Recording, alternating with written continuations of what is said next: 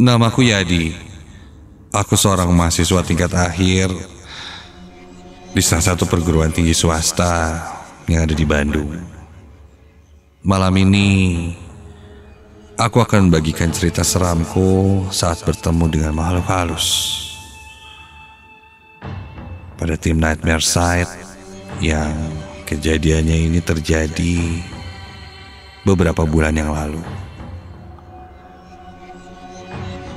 Tepatnya ketika tren bersepeda mendadak booming di kota Bandung dan membuatku ikut terjun juga mengikuti tren itu.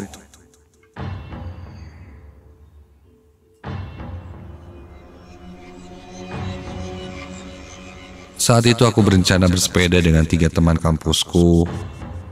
Ada Puput, Amel, dan Baim.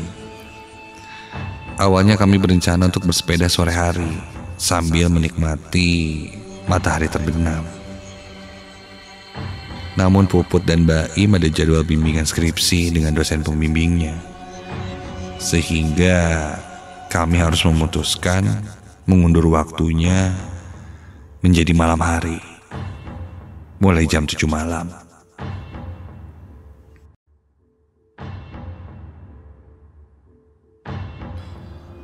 Rumahku berada di daerah Cikadut. Bisa dibilang aku belum lama tinggal di sini, baru sekitar 6 bulan. Sebelumnya aku tinggal di daerah Cicadas, namun ayah dan ibuku memutuskan untuk pindah karena rumah yang sebelumnya dijual dengan alasan yang aku tidak tahu jelasnya sampai sekarang. Daerah sini memang terkenal dengan salah satu tempat pemakamannya, dan tidak sedikit cerita-cerita yang beredar di daerah sini. Mulai dari cerita ojol yang mengantarkan penumpang yang tiba-tiba hilang, ada juga sosok penunggu di dekat gapuranya, dan beberapa cerita lainnya yang pernah aku dengar. Mungkin sebagian dari kamu pun pernah mendengarnya.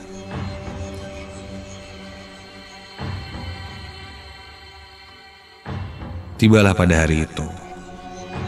Hari itu hari Kamis. Aku, Amel, Puput, dan Baim berkumpul di depan kampus yang berada di sekitaran Jalan Cikutra. Karena jarak rumah kami tidak terlalu jauh dengan kampus, kami pun berkumpulnya di sana dan langsung bersepeda menikmati suasana malam hari di Bandung.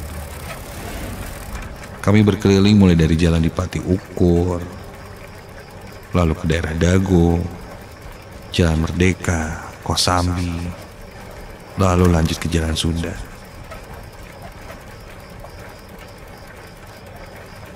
Saat itu kami sebenarnya tidak ngeh kalau hari itu hari Kamis malam Jumat.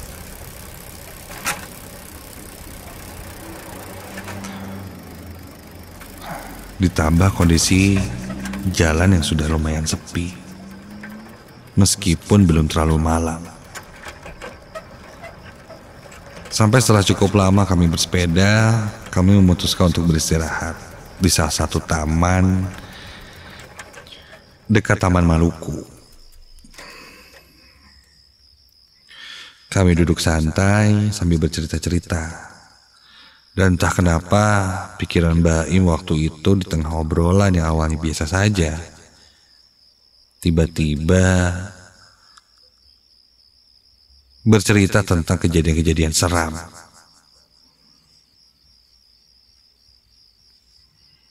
Apalagi yang dia ceritakan adalah pengalamannya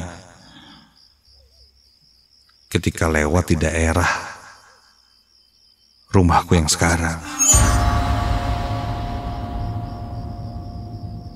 Aku pun memotong obrolan Baim dan langsung mengalihkan cerita ke yang lebih baik lah. Bagaimana tidak, dia menceritakan cerita-cerita seram dekat daerah rumahku yang aku sendiri sebenarnya sudah tahu. Ditambah malam itu malam Jumat. Setelah cukup lama kami beristirahat, sekitar jam 9:30, kami memutuskan untuk pulang. Karena malam itu langit yang tadinya cerah terlihat lebih gelap, takutnya turun hujan. Kami langsung mulai bersepeda menuju arah pulang. Sampai di stopan Cikutra, kami pun berpisah. Amel dan Baim lurus ke daerah Cikutra, sedangkan aku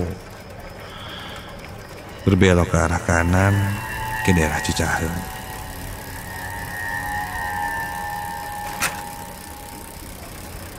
Tak lama setelah kami berpisah, aku lanjut kayuh sepedaku untuk sampai ke rumah.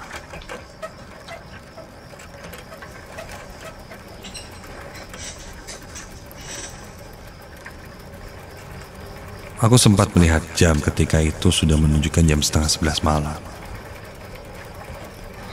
Aku pun sampai di sekitaran daerah rumahku. Sudah hampir sampai rumah, pikirku. Dari arah depan jalan sampai ke rumahku memang tidak terlalu jauh, namun tidak terlalu dekat juga.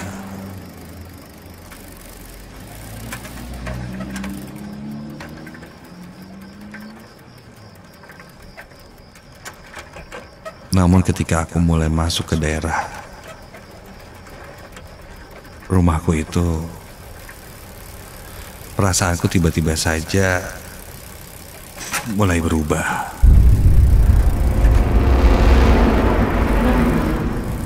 Yang tadinya biasa saja, kini ada perasaan was-was. Namun aku coba hilangkan sugesti-sugestiku itu. Aku terus kayuh sepedaku. Ku lewati beberapa warung-warung yang sudah tutup, pencahayaan jalan yang tidak terlalu terang juga. Namun untungnya terbantu oleh lampu kecil yang ada di sepedaku ini. Aku mengayuh sepedaku sambil merasakan kakiku yang sudah mulai pegal, karena jalan yang ku lewati kali ini mulai menanjak untuk sampai ke rumahku. Sampai ketika aku sedang mengayuh sepeda, dari kejauhan aku melihat seorang perempuan. Iya, seorang perempuan sedang berjalan memakai daster kain berwarna putih dengan motif bunga. Dia berjalan membelakangiku sambil menjinjing sendalnya. Aneh. Jalan ke daster, tapi sendalnya dijinjing, tidak dipakai.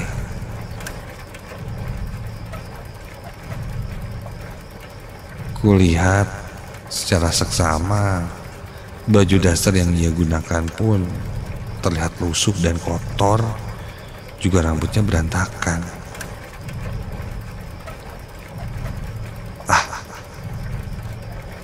Mungkin ini ODGJ, orang dalam gangguan jiwa.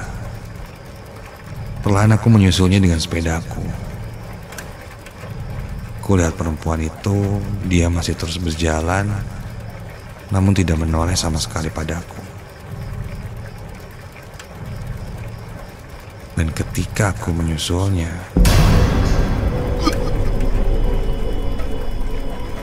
tercium aroma bau busuk seperti bau sampah yang sangat menyengat, bahkan membuatku ingin muntah.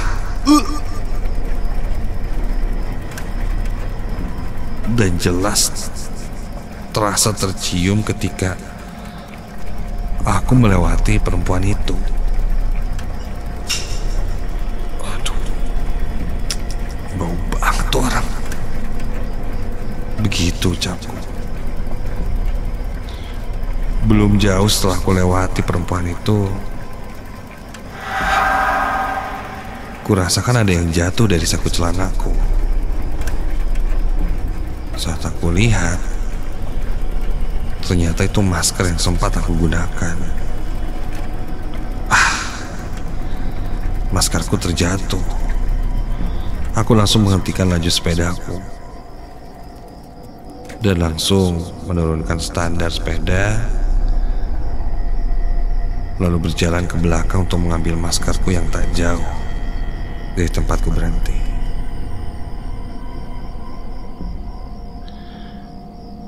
Aku buru-buru mengambil maskerku,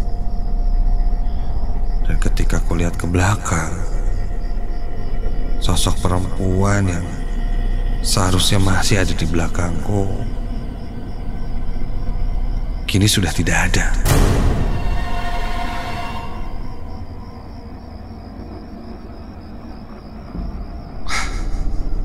Mana tuh orang? Udah belok kali ya? Sudahlah. Aku pun lanjut mengambil maskerku yang jatuh. Dan belum sampai aku berbalik menuju ke arah sepedaku, aku mendengar suara pedal sepeda di kayu.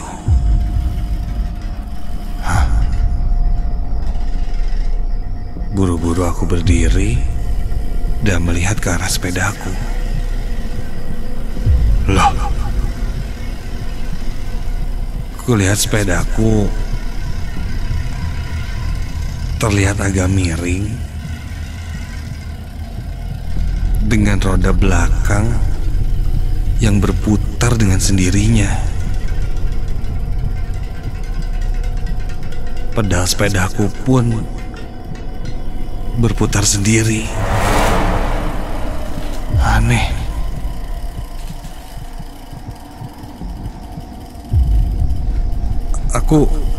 Aku tidak tahu bagaimana cara menjelaskannya. Yang jelas, kulihat sepeda yang kuparkirkan itu terlihat miring, dan kali ini pedalnya seperti ada yang memboseh dan rodanya berputar sendiri. Namun sepeda tidak maju, terdiam di sana sambil rodanya terus berputar.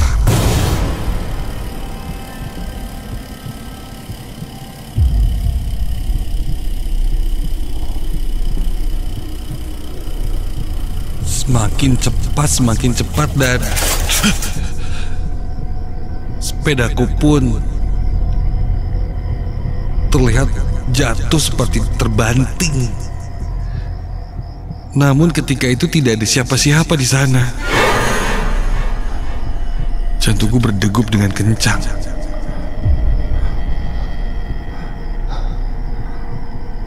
Pelan-pelan aku dekati sepedaku itu yang sudah terjatuh di jalan.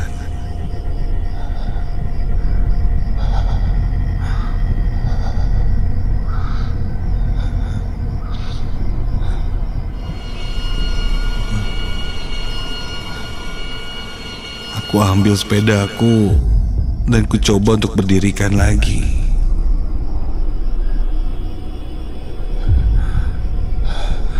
Kulihat kiri dan kanan, lalu ke belakang.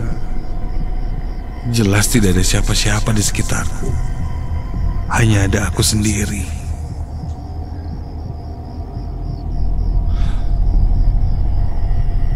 Aku pun langsung naik ke atas sepedaku, dan ketika baru saja akan mulai memboses sepeda, ada yang menepuk pundakku dari belakang. Refleks aku menengok dan astaga, kulihat ada sosok perempuan memakai pakaian berwarna putih sedang berdiri tepat di samping sepedaku. Orang itu orang yang sama seperti yang kulihat tadi. Perempuan memakai baju putih lusuh dengan motif bunga-bunga.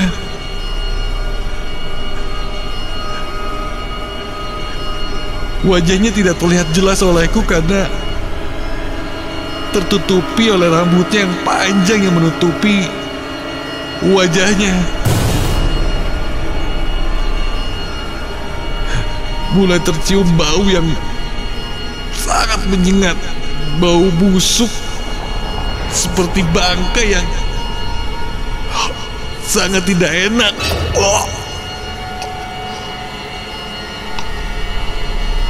Dia masih memegang pundakku dan perlahan dia mulai mengangkat wajahnya. Lalu dia melihat ke arahku. Dan saat itu juga aku bisa melihat wajah dari perempuan itu. Wajahnya terlihat penuh luka dan darah.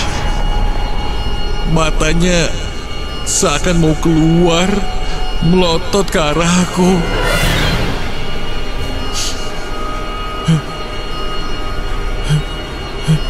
Untuk beberapa detik saja aku melihat sosok itu. Lalu sosok itu pun tertawa cekikikan sambil melayang terbang ke atasku. Segera mungkin aku pergi dari tempat itu. Suaranya masih terdengar mengawang-awang di telingaku. Aku terus mengayuh sepedaku menjauh dari tempat itu sampai